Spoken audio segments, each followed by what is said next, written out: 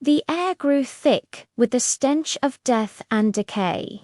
Days had passed since the Battle of Antietam, yet the slain still littered the fields. Among them lay Private Hiram Mon of the 16th Massachusetts. His time was near, his body ravaged by gangrene. Then a miracle, or perhaps a nightmare.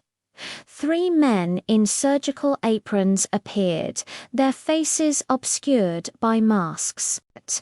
They carried a saw, a syringe, and an instrument that looked like a pair of pliers.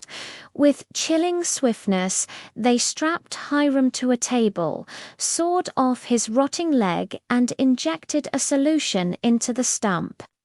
Hiram screamed, but they stuffed a cloth in his mouth and tied him up. Then they vanished into the night. Hiram survived, but he wasn't the only one.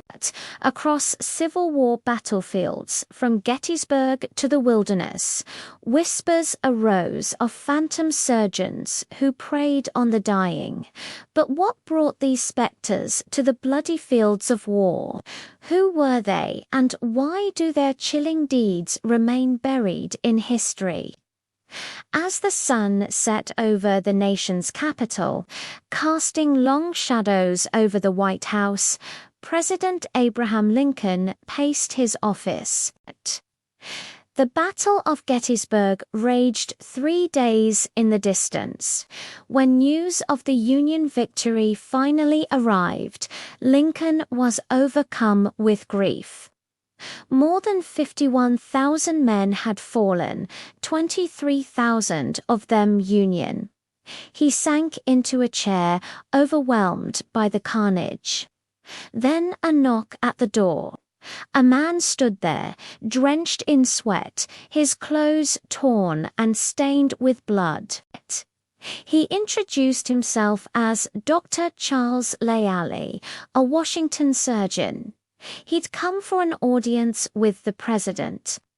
Lincoln motioned for him to wait and hurried to change into a fresh set of clothes, doffing his blood-spattered garments as he went.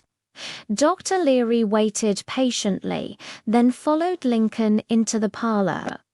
There they discussed the horrors of war and the toll it took on the soldiers. Dr. Leary spoke of his work at the front, patching up the wounded under fire. He described the amputations he'd performed, the lives he'd saved, and the friends he'd lost.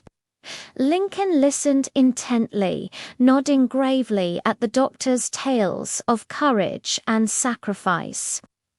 When the conversation turned to phantom surgeons, Lincoln's eyes widened in disbelief. Dr. Leary spoke of these mysterious figures who appeared in the dead of night, performing grotesque surgeries on the wounded and dying. The sight of these ghoulish butchers sent chills down the spines of even the most jaded veterans. Their motives, Dr. Leary explained, were unclear. Whether deranged doctors, misguided civilians, or something more sinister. Lincoln felt a chill despite the summer heat.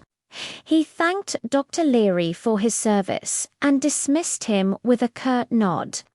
As the door closed behind the doctor, Lincoln sank into a chair, his mind troubled.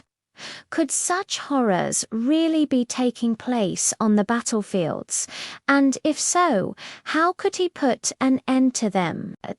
But while Lincoln grappled with this unsettling mystery, other surgeons uncovered a disturbing truth about the Phantom Menace.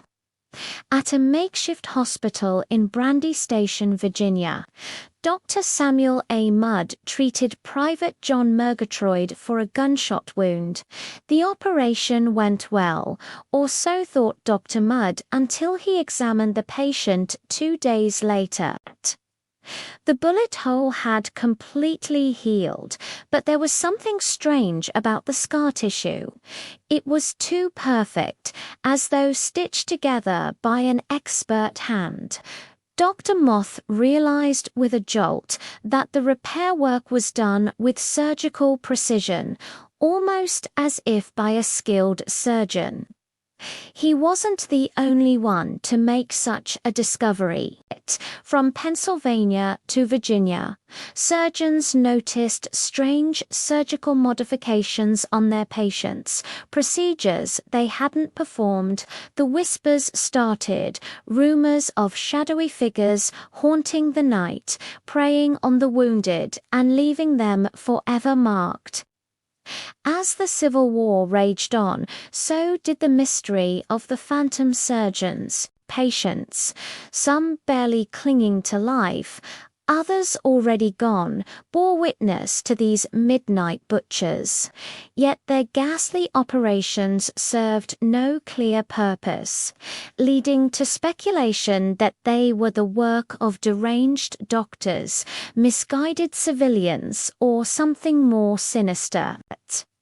Though their true identity remains shrouded in the mists of time.